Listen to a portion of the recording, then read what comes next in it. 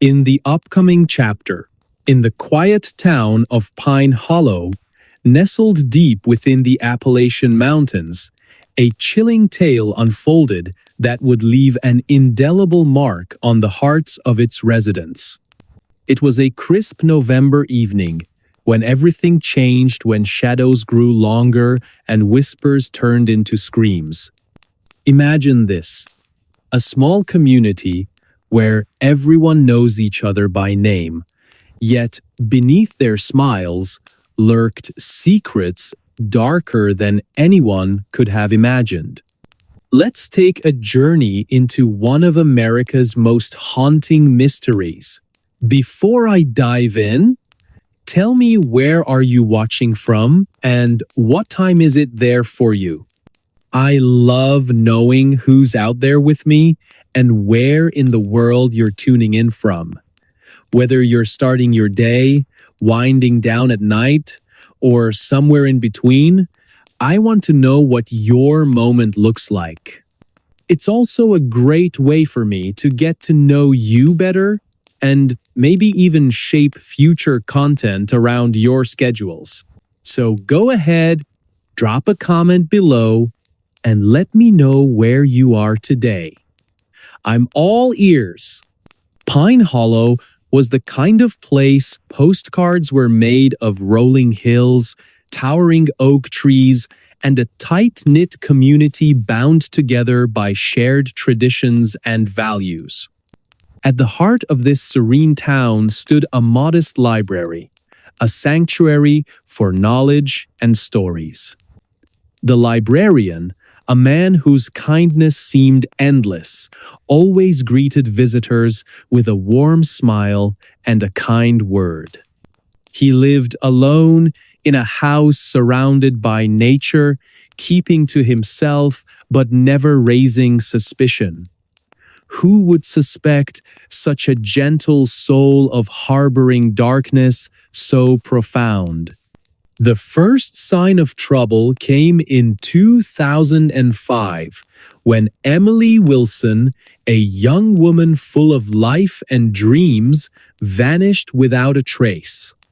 She was last seen leaving a local diner late at night, her laughter echoing through the cold air as she stepped outside. Days turned into weeks, and despite extensive searches, no trace of her was ever found.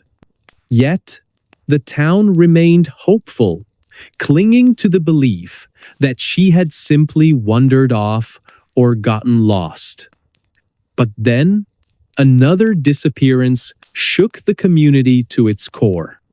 In 2008, Michael Thompson, a beloved high school teacher, admired for his dedication to students, followed the same path into oblivion. His absence left a void in the lives of those who knew him, sparking fear and unease among neighbors. Was it coincidence? Or was there something sinister lurking beneath the surface? Just as the town began to heal, tragedy struck again in 2011 when Lisa Harper, a devoted mother of two, disappeared while walking her dog near the park. Each case brought fresh waves of panic, but no leads emerged. Could it be mere chance, or was there a pattern connecting these vanishings? As years passed, the disappearances faded into memory, becoming ghost stories told around campfires. That was until 2019, when a group of teenagers exploring the woods stumbled upon an old cabin hidden deep within the forest. Inside, they discovered disturbing evidence: photographs, journals, and personal belongings belonging to the missing individuals. This wasn't just any cabin. It was a shrine to horror meticulously documented by someone who thrived on control and power. The police were alerted immediately, and what they uncovered sent shockwaves across the nation. This seemingly ordinary librarian, whose name has since become synonymous with terror, revealed himself to be anything but harmless. Investigators pieced together a chilling narrative of manipulation and deceit.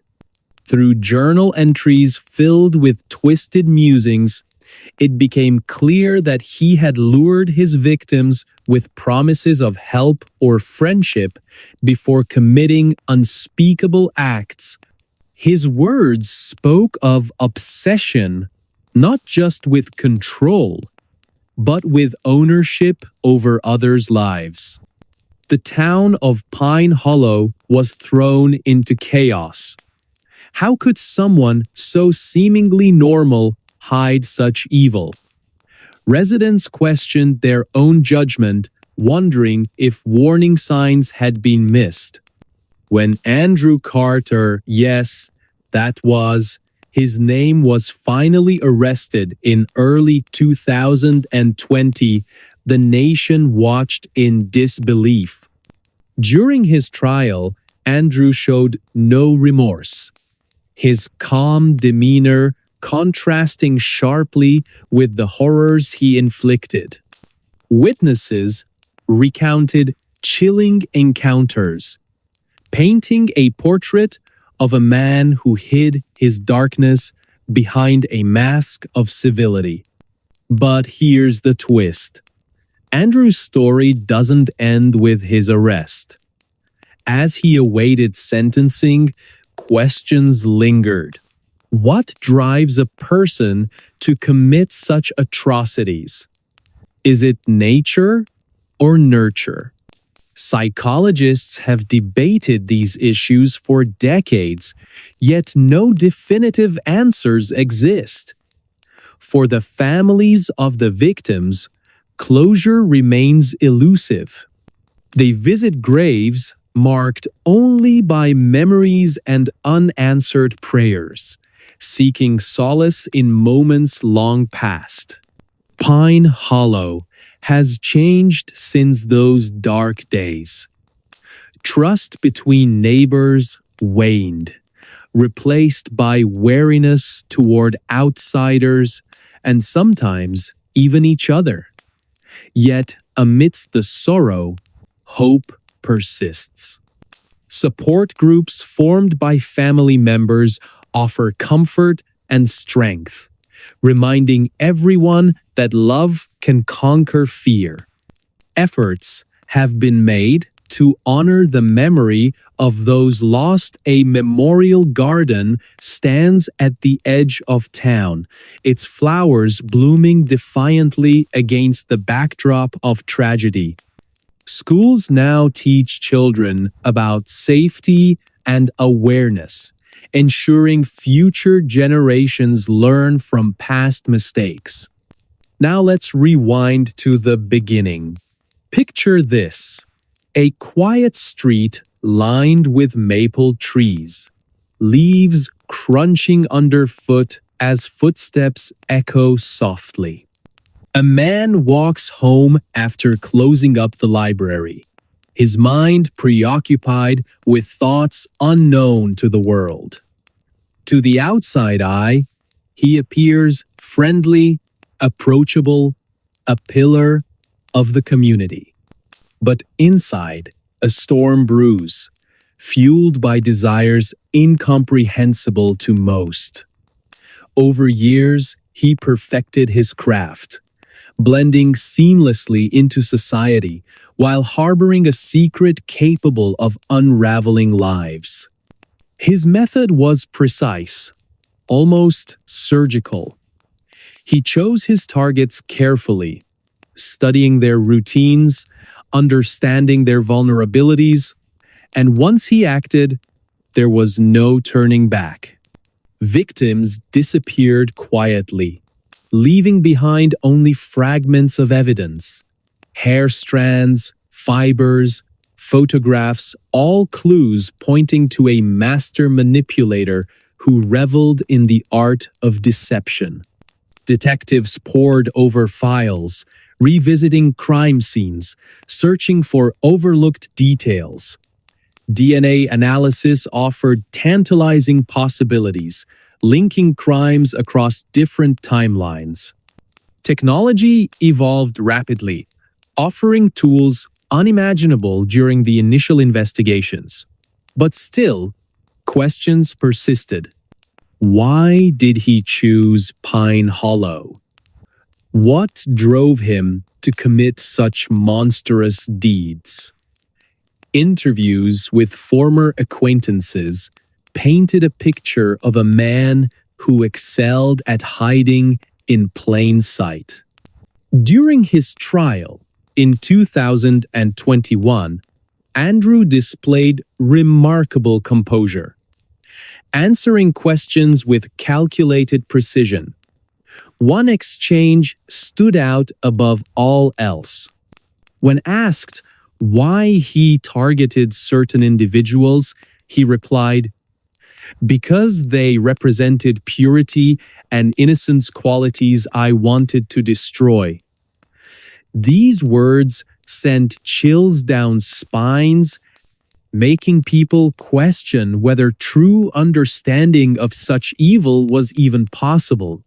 Fast forward to 2023, and new developments continue to emerge. Researchers announced they had decoded messages embedded in artwork created by Andrew during his incarceration.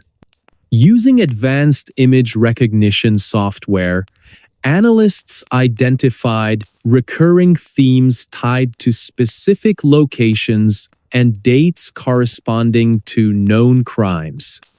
This revelation suggested Andrew might have left deliberate clues intended to taunt authorities even beyond the grave.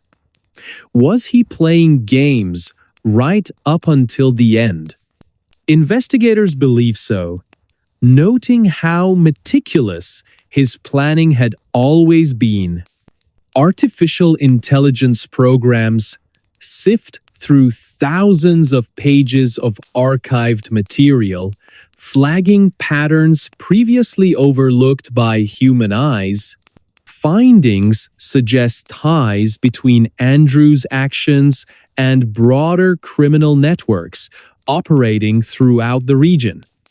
Are we looking at isolated incidents or part of something larger?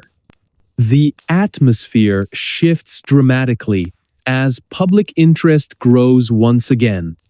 Social media platforms buzz with theories, some credible, others far-fetched, yet all contributing to a global conversation about justice and accountability.